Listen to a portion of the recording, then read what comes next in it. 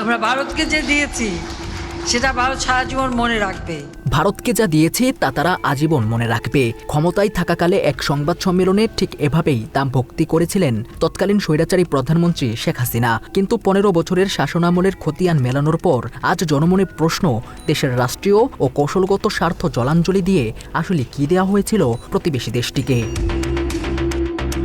2009 থেকে 2024 ক্যালেন্ডারের পাতা উল্টেছে পুরো 15 বার। যে সম্পর্ককে তকমা দেওয়া হয়েছিল সোনালী অধ্যায়, আজ তার হিসাব কষতে গিয়ে বেরিয়ে আসছে এক শ্বাসরুদ্ধকর বাস্তবতা।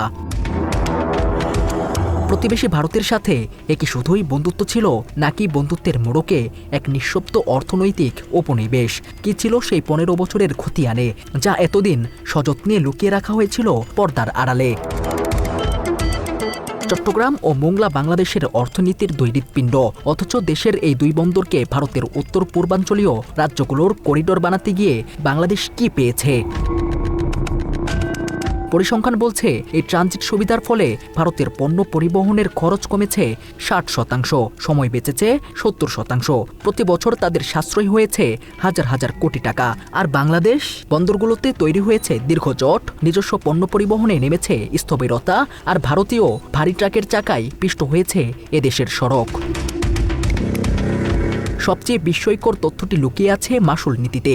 বাণিজ্য মন্ত্রণালয়ের বিশেষজ্ঞ কমিটি সুপারিশ করেছিল প্রতি টনে 1058 টাকা, কিন্তু ধার্য করা হয়েছিল মাত্র 277 টাকা। 4 ভাগের 1 ভাগ মূল্যে এই সেবাকে কি সহযোগিতা বলা চলে, নাকি এটি ছিল কৌশলগত সম্পদকে পানির দামে বিলিয়ে দেওয়ার এক সুপরিকল্পিত আয়োজন? উন্নয়নের রঙিন মোড়কে এলো ভারতীয় ঋণ, লাইন অফ ক্রেডিট বা LOC. Akhaura Agartala rail link কিংবা খুলনা মোংলা রেল লাইন আপাত দৃষ্টিতে আধুনিকতা মনে হলেও এর আসল ব্লুপ্রিন্ট ছিল ভারতের উত্তর পূর্বাঞ্চলকে জুড়ে দেয়া। শর্ত ছিল আরও কঠিন।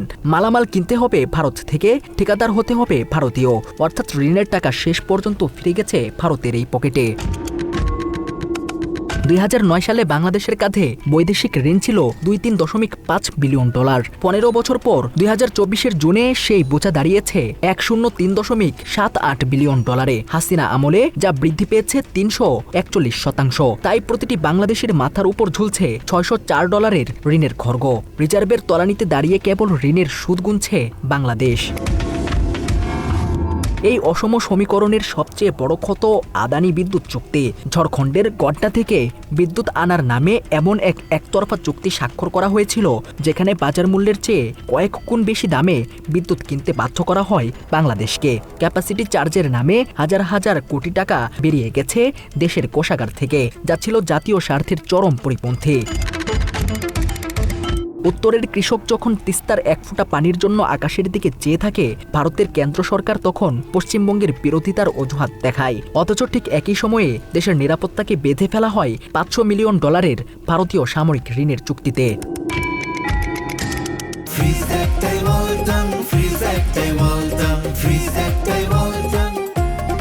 অস্ত্র আসবে ভারত থেকে, যন্ত্রাংশ আসবে ভারত থেকে। ভূরাজনীতির খেলায় এ কেমন কৌশল? পানির ন্যায্য হিস্সা না দিলেও প্রতিরক্ষা ব্যবস্থার চাবিকাঠি তুলে দেওয়া হয়েছিল তাদেরই হাতে, যেন এক নিরাপত্তাহীনতার অদৃশ্য শিকল।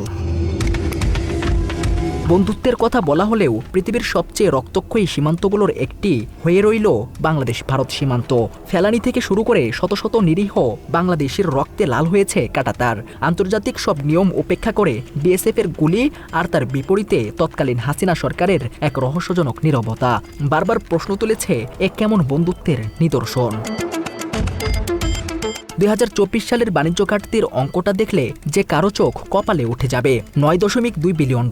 তুলা থেকে খাদ্যশস্য, যন্ত্রপাতি থেকে যানবাহন, বাংলাদেশ হয়ে উঠল ভারতীয় পণ্যের সবচেয়ে বড় মুক্ত বাজার। অথচ বাংলাদেশি পণ্য যখন ভারতের সীমান্তে পৌঁছায়, তখনই দাঁড়িয়ে যায় অদৃশ্য প্রাচীর, নন টেরিফ ব্যারিয়ার, মান নিয়ন্ত্রণের অজুহাত আর আমলাতান্ত্রিক জটিলতা। কিন্তু কোনো মেঘই চিরস্থায়ী নয়। 2024 সালের 5 আগস্ট ছাত্র জনতার অভূতপূর্ব বৈপ্লবিক গণ অভ্যুত্থানের মুখে তৎকালীন স্বৈরাচার প্রধানমন্ত্রী শেখ হাসিনার পালিয়ে যাওয়ার মধ্য দিয়ে বাংলাদেশের ইতিহাসে এক ঐতিহাসিক পট পরিবর্তন ঘটে। আওয়ামী লীগের দীর্ঘ স্বৈরাশাসনের অবসান ঘটে। ভেঙে যায় 15 বছরের একমুখী সমীকরণের ছক। ফলে ভারত হারালো তার সবচেয়ে বিশ্বস্ত অংশীদার আর একটি নিয়ন্ত্রিত বাজার। আজ আর বাংলাদেশ কারো আনুগত্য করে না। বাংলাদেশের অন্তর্বর্তীকালীন সরকার ও বর্তমান তারেক রহমানের সরকার টেবিলে তুলেছে সমতার দাবি। পুনর্মূল্যায়ন করা হচ্ছে পুরনো সব অসম চুক্তি। বর্তমানে দেখা যাচ্ছে ভারত ট্রান্সশিপমেন্ট সুবিধা বাতিল করেছে। বাংলাদেশও খুঁজে নিয়েছে কলম্বো, মালদ্বীপ আর দুবাইয়ের নতুন সমুদ্রপথ। ভারত বন্দর নিষেধাজ্ঞা দিয়েছে। বাংলাদেশও 5টি স্থলবন্দর দিয়ে ভারতীয় সোতা আমদানি বন্ধ করে দিয়েছে। ট্রানজিট ফি বাড়িয়ে করেছে প্রতি কিলোমিটারে 1.8 টাকা। এক নতুন বাংলাদেশ, যে বাংলাদেশ চোখের দিকে তাকিয়ে কথা বলতে জানে। মূল্যস্ফীতি আর ঋণের ক্ষত সরিয়ে অর্থনীতি আজ ঘুরে দাঁড়াচ্ছে। পোশাক রপ্তানি বাড়ছে, ফিরছে আত্মবিশ্বাস। 15 বছরের গোলামির শিকল ভেঙে বাংলাদেশ স্পষ্ট জানিয়ে দিচ্ছে, বন্ধুত্ব হবে সমতার ভিত্তিতে, নতজানু হয়ে নয়। বাংলা এডিশন, ঢাকা।